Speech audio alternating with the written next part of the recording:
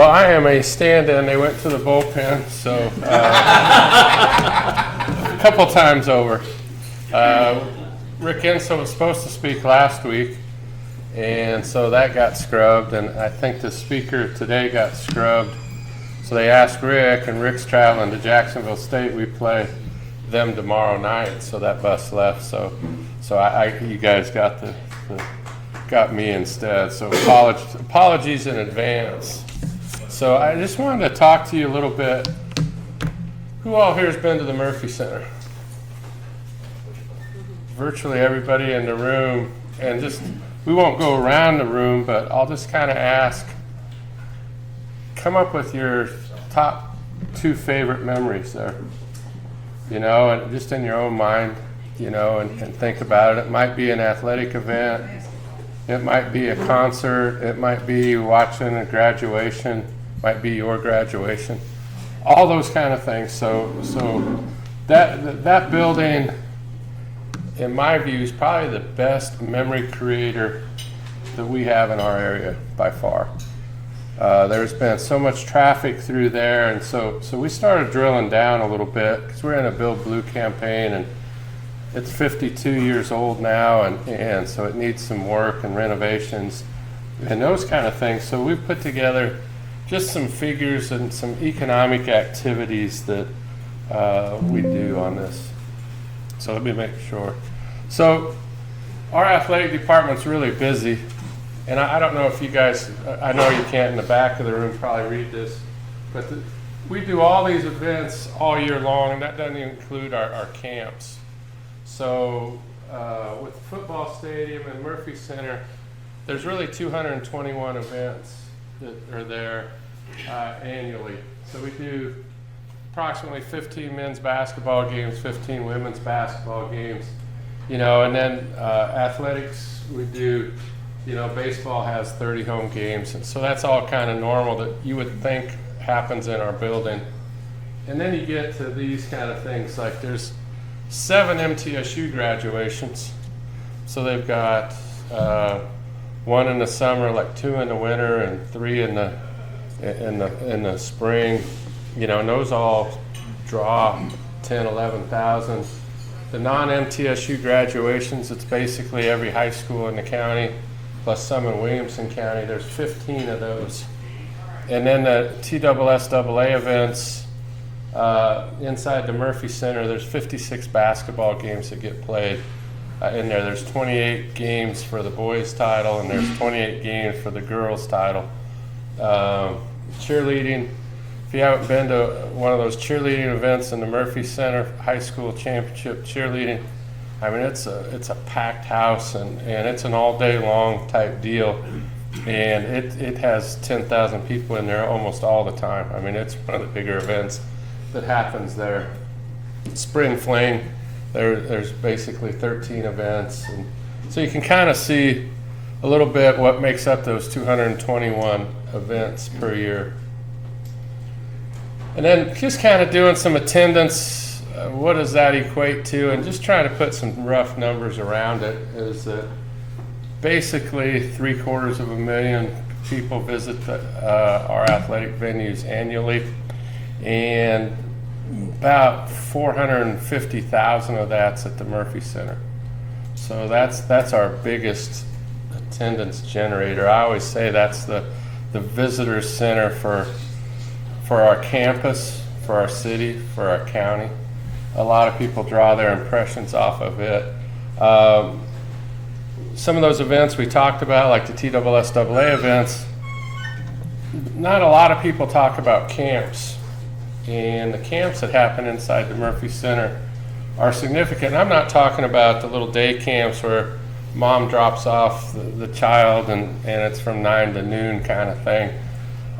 What happens now is that sports have these team camps and showcase events and those kind of things that are in there. Our biggest team camps every year is volleyball. Volleyball has 168 teams that come in over a 2-week period. And then you start adding those kind of figures in. Women's basketball is next at 164 teams, and I think men's basketball has like 62 teams. And so you start adding those hotel nights, you start adding those meals, you add those visitors, and there's no way to really take attendance in those stands as kids are playing, but there's always a mother, father, sibling, grandmother, all those kind of people kind of watch it. So that's we didn't include those kind of people in that attendance figure. It was just participants, and then our spectator, our numbers off that. So that's 750,000. So then that got us kind of thinking about the economics of athletics and how many rooms does that generate?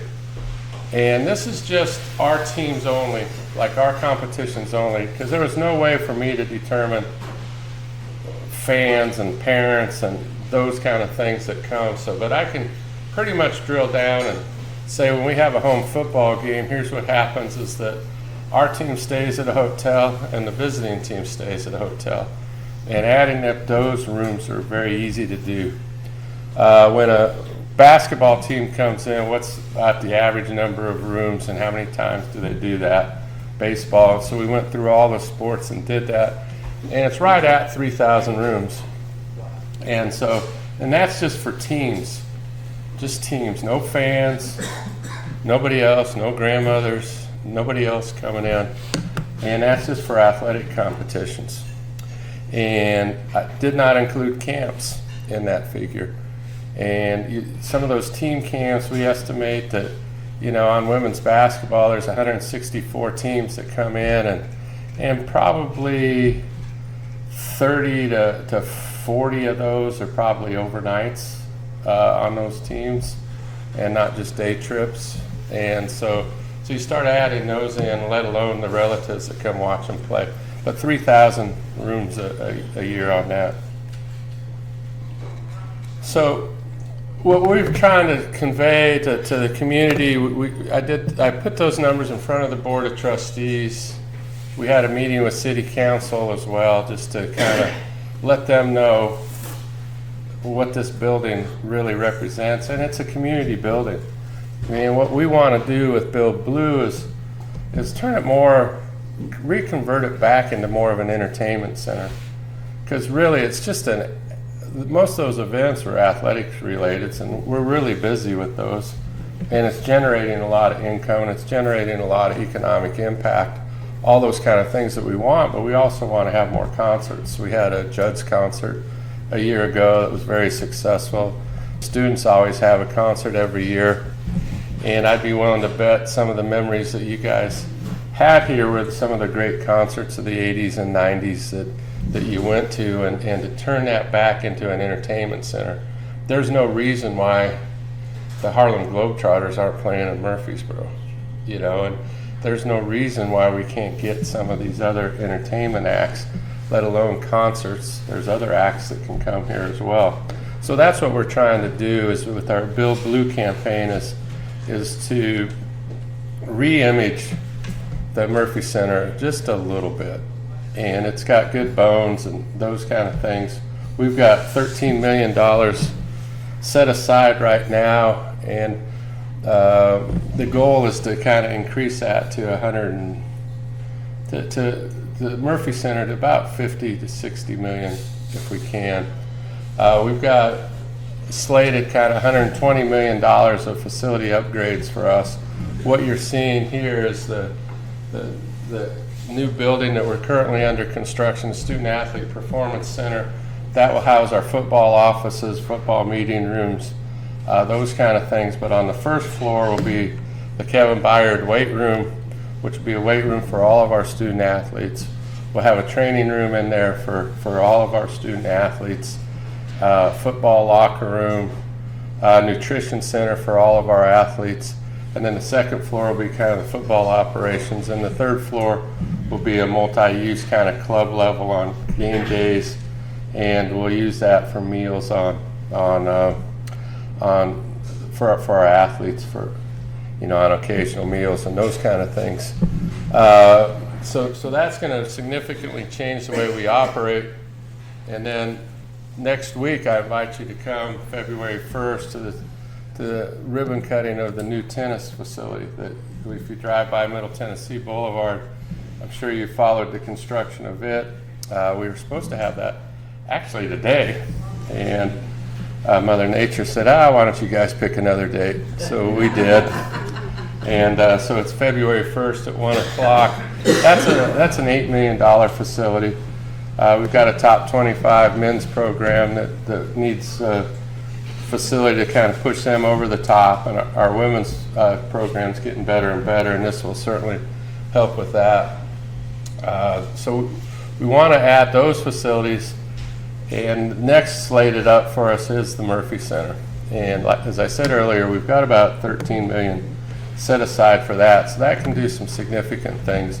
What we really want to do is add a front door to it where the loading dock currently exists. Right now we're going to change the loading dock to like the press box, the football press box side of the Murphy Center, which is would be the southeast corner of the building, and put the loading dock there so the Dipsy dumpsters are really back behind the building, and take where our current loading dock is and build a nice building entryway so you can come in and see when you're entering a grand building.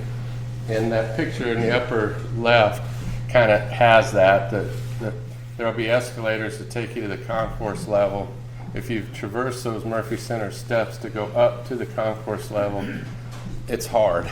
I mean, you got to be very uncoordinated to do it, because anybody with any coordination, you can't get rid of them. And so it's that'll be a big deal for us.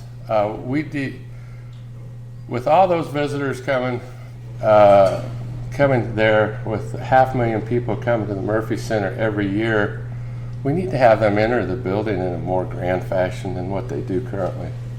You know, it's pretty disgusting that they go past, on the ground level, they go past the Dipsy dumpsters, and on the upper level, they have to navigate those steps and come across the green track, and it's just not worthy of the building itself. So we're going to build an entryway to it, and the long-range plans to put some suites and new sound system and really convert it to a more modernized building that is more accessible for promoters and those kind of people coming in. So one of the things that you've noticed if you come in right this year is we've got 2 new video boards. They're the largest video boards in Conference USA. They're spectacular. The clarity on those is like your home television. We do have a new sound system being bid upon right now, so that'll be in for next year. And then we'd like to start the beginning of the planning, and we're going to hire an architect in the next 30 days to be a consultant for us to kind of tell us what that building will look like and those kind of things. So that's my quick little ditty on the Murphy Center, where we are with fundraising and some of our facilities. What the long-range plan is, what I'd really like to see is that area become a entertainment and little miniature retail district over there.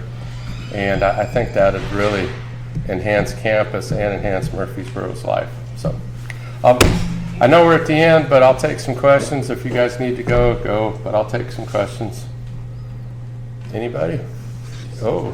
How was the Hall of Fame building that you're going to have to demo, and are you going to rename Stigall and something else in the new buildings? The Hall of Fame building's still standing, so we're not demoing it. Okay. So yeah, so it's still there. The new building, the Student Athlete Performance Center, is going to come with about 15 yards between the two. And so what we're probably going to do, George, is put a kind of AstroTurf kind of area in there, kind of a little courtyard area between the two buildings. What was the other part of that question? The Hall of Fame? I thought it needed to be Okay. demoed. Yeah. So that sounds like some great plans. With that building being 50 years old, what's the life expectancy total before you got to start looking at? Yeah, and the architects have looked at that and said it's in great shape. We've put a new roof on and those kind of things in it, new heating and air conditioning like 10 years ago. So there's been some significant infrastructure upgrades. So they're telling us it's got a good 30 in it. So The life expectancy of it, if we do nothing, is still pretty strong. And that's one of the things we'd like to get in there and make sure that we modernize it so it can be there for the next generation of folks. Yes, sir. I'm a TSU alumni. Okay. And before anybody thinks that I'm a jack of all trades, I used to be in the music industry. Uh-huh. And I do a lot of fundraising for fraternity. I do the something that Uncle Nearest. I started, bring out a couple thousand people. Just my question is, what's the capacity for the Murphy Center? I can't remember. I used to work with him. Yeah. Over there. It's right at 11,000. 11,000. Yeah, that we listed 11.5, but truth be told, it's probably right at 11. We had one set of bleachers along the concourse that is no longer there anymore. So for this, you said 12 million already set aside. I'd like to do 50. Would that include doing events at the football stadium? Yes. Outside events? Yes. Yeah, turn all those venues into entertainment. Larry? With the renovation of Murphy Center, will that include skyboxes on one side like they did in Diddle Arena, Western Kentucky? Yeah, that's, if you can kind of see one of the pictures, the lower one depicts a little bit of that there are boxes on one side. That's something that, to be honest, we're going to have to evaluate a little bit further. Graduations and commencements get about 11,000 people in there. But what we learned during COVID is that you can just have more ceremonies. And actually the families like that because they don't have to sit for 2 hours and listen to every name being called. So have smaller What about ceremonies. handrails on all the stairs? I've actually got somebody looking at that, Lawrence. So we went to... I've heard that complaint for years. Me too. That and the Murphy Center steps are my two biggest complaints. What the problem with the handrails is that if you put it in the center, the fire marshals are telling us that it limits the egress and ingress. And so we went to, I think it was Huntsville, and they've got them on basically on where the seats are, and on basically by every aisle seat, so you can kind of go from there. And so they're looking at that right now to see if that can satisfy the fire marshal. Lee? Years ago, when I was at the News Journal, we used to do a bridal fair and film in the Civic Center. And you were talking about concerts, but you also thinking about like community events and things like that. Yeah. You know, and that'd be great. I remember World Outreach used to be in there Yeah. on their Easter services and those kind of things. So the building it was really well designed. It's multifunctional. It lends itself to all kinds of events. Randy? Oh, you waving goodbye or a question? I thought this would be the first question everybody would ask. Tell us everything that we need to know or should know about the Derek Mason search and how it came to Wow. how Yeah. No, it was one of the most exhilarating 8 days of my life. Now that it's done, I can call it exhilarating. In some ways it's like having your head in a vice, you know, because, and I'm one of those guys that falls in love with everybody. I'm a little bit of a romantic on the job search. And we had some incredible candidates that wanted this job, and they were excited about the facilities. Coaches want to go where they think they have a chance to win. And we have a chance to win here, and so they're excited about that. So weeding through that was really hard, and I ended up conducting by Zoom, I think 22 interviews, countless phone calls and background checks, those kind of things, and narrowing it down. And we met, I think, with 6, you know, and kind of as finalists, and Derek really hit our spot. What we really wanted was somebody that we were looking for a coach with a personality that had a lot of outreach to him. You know, that we felt like that we became detached to the community with Stock, and we wanted somebody to re-engage our community a lot better than what we had. And so that was a big deal for us. One name I'll toss out there that we interviewed on Zoom is Scott Frost, who is highly successful at Central Florida. Former Nebraska quarterback, was an offensive coordinator at Oregon, and he was That's where Jeremy's from. and he was got fired at Nebraska, and he's brilliant. I mean, he gave a really great interview, but his personality is more like mine. It's more low-keyed and those kind of things, and we didn't need that again. We needed a little bit more burst, and so that's what we were looking for. And so there were a lot of really good coaches that could have won here that we just didn't look at because of that. And just working with Derek the last 100 days or however long it's been, that really comes naturally to him, and he enjoys it. He enjoys getting out and meeting people and coming to the basketball games and going to the meet and greets and doing the Christmas parade and all those kind of things. So what I'm excited to see is the whistle around his neck, and actually watch him coach, because we haven't really seen that yet. But he gets an A+ in everything that we've done thus far. He was always on our list. I kind of like guys like a Scott Frost and a Derek Mason, and there were others that fit this category that have been kicked around a little bit. They've been at the highest levels, and then somewhere in there was some sort of failure. And what have you learned from that failure, and how will you be better the next time? And I think we're all smarter when we take mulligans. We're a little bit better golfer. That second shot. And so that has always been attractive to me. And Derek fit that profile. One of the questions with him is, you look at kind of what you learned from your experience at Vanderbilt that you would do differently. And it was like taking my time hiring coaches on my original staff, making sure the offense was right, because some of his offensive seasons at Vanderbilt weren't there, and he said that his most important hire is going to be his offensive coordinator. In the interview, he's like, "Don't worry about my defense. My defense will be fine." What I've really concentrated on and doing television the last year is studying offensive people and offensive philosophies and those kind of things, and so that's what attracted us. And we didn't need to give him a GPS to find out where Ravenwood High School is, or Oakland High School, or any of those kind of things. He knows the area, so that was attractive.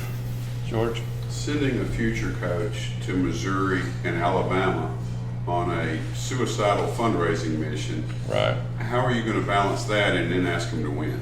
Yeah, that's always the question of that. And we've reduced our scheduling out in the future to only play one of those per year. If you're looking at a guy that's probably made some scheduling mistakes, and one of them is that in my zest to schedule Power 5 teams at home, it throws off your schedule in the future. Like, for instance, next year we've got Duke at home, and that means a lot to us. That means more sponsorship sales, that means more ticket sales, more excitement. You can kind of sell that as a signature game. But next year when you go to Duke, you got 2 of those road games. You're going to go at Duke, and I think we're at Wisconsin. And so stop doing those, because the benefit of that one game at home doesn't outweigh kind of that double hit you hit the next year. That's what caught us this year with the Missouri was supposed to be home and home series, and they decided that they weren't going to come to Murfreesboro and bought their way out of the Murfreesboro game. So we made $800,000 for that, but we also had to go to Missouri this year to complete the contract. Otherwise, we would have paid $800K. And so that was those are hard. And we opened with that Alabama and Missouri, both away games, and we lost a close game at Missouri. And I felt like this team was always playing uphill all year long. So we've got to stop doing that. So we're only going to play one Power 5 per year, kind of, I think in the next 3 years that our schedule gets to that way. So that won't be as big a problem. Any other questions? All right, Randy, thank you, sir.